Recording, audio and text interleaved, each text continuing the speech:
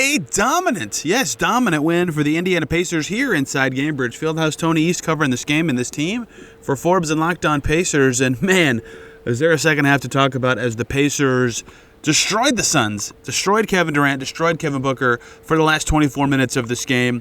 It was very impressive. This game was tied at halftime, and I think the tale of two halves and the way the Pacers played in the first half should have made them feel confident, and it did. They were up 10 very quickly in the third quarter, never were up by less than 6 the rest of the way. Got their lead up to 20 thanks to a terrific second half from the Pacers, who scored 70 in that half while the Suns only scored 52. And the theme of the game that I mentioned earlier was the way these halves broke out. The sustainability part of this felt like advantage Pacers, and what I mean by that is in the first half, the Pacers shot pretty poorly. I believe only 39% from the field, and the Suns shot 58, 56-ish. They were much better in the efficiency battle, but the game was tied because of the way the Pacers were playing. They were taking care of the ball. They were crushing on the offensive glass. They were taking advantage of Suns' mistakes, and so the Pacers were taking more shots. They had more chances, right? And so it felt like if the Pacers could just make the chances that they had, and the game kept playing out the same way, they had a good chance to win, whereas the Suns would have needed, a change in style in terms of rebounding and turnovers to get back in it. And that's exactly how the game played out in the second half. The Pacers kept playing their way. They didn't have any dumb turnovers. They did well on the offensive glass, and the Suns had way too many turnovers, right? They finished, well, not way too many. They only had 12, but way more than the Pacers. 12-6, the final turnover numbers in this game. Offensive rebounds, 6 for the Suns, 13 for the Pacers. You put that together, that's 13 extra possessions for the Pacers. You subtract free throws. Pacers take 18 more shots than the Phoenix Suns in this game. So once the efficiency leveled out just a little, the Suns actually shot better from the field and from three and from the foul line in this game. And they still got smoked because of that possession battle. That's been vital for the Pacers of late, especially in this new year, right? The Pacers beat the Heat 2 nights ago, handily beat the Heat by 13. In that game, the Pacers took 96 shots. The Heat took 75. That's a plus 21 shot advantage.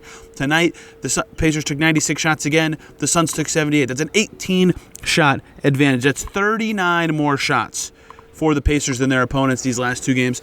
That sort of gap feels a little unsustainable, but that style and that focus has been clear for them. They clearly want to win that part of the game. If you can't have a dominant, like last year, offensive rating where your per possession numbers are incredible, what the Pacers have focused on is making it so they have more possessions in a game, and that has totally worked for them of late. That's how they're back to 500. They did a very good job of doing those exact things against the Suns.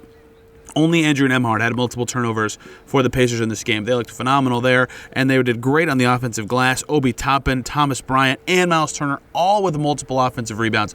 So a really, really good performance from the Pacers in a way that they've been clearly focusing on. The other thing that's been standing out to me about the Pacers, they're finally generating some threes. Not like a ton, but a pretty good amount. 40 in this game. They took 40 in Miami. Outside of the 23 they took in Boston, where they won that game actually late in December, they've taken a pretty healthy 36.5. I mean, even including the Boston game in this analysis, 36.5 threes per game since they lost to Charlotte on December 8th. That's well above their season numbers and closer to like the middle of the pack in the NBA for the year. They're taking about 34 threes per game, and if you take out that Boston game, that number would be even higher. And they won that night because they were pounding the paint. I'm talking too much to say their focus on getting threes up and getting the right threes up has been noticeable recently, right? And a lot of that comes back to Tyrese Haliburton, who can take and make them himself at any moment, right? He doesn't need someone to set him up. He took 12 in this game and made 5. I mean, those are the nights where he just looks unstoppable.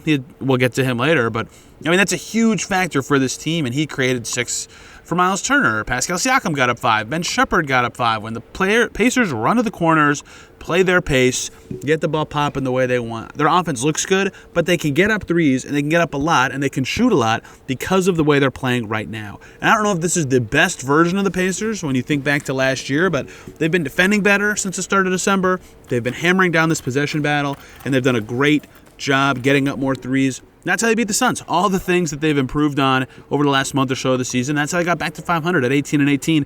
And I'm recording this before the end of the Hawks game tonight, but they play the Clippers.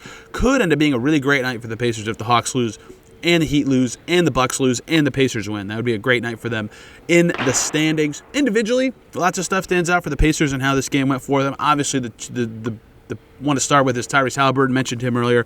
27 points He was hot from three. He made 5 of his 12 from deep.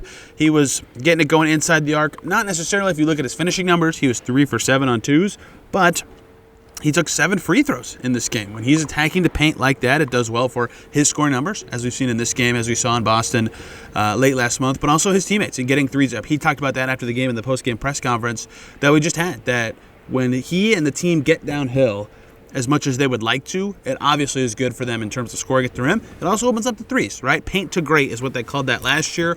That's such an obvious thing when you say it out loud, but it's hard instinctually sometimes to do that as a basketball player.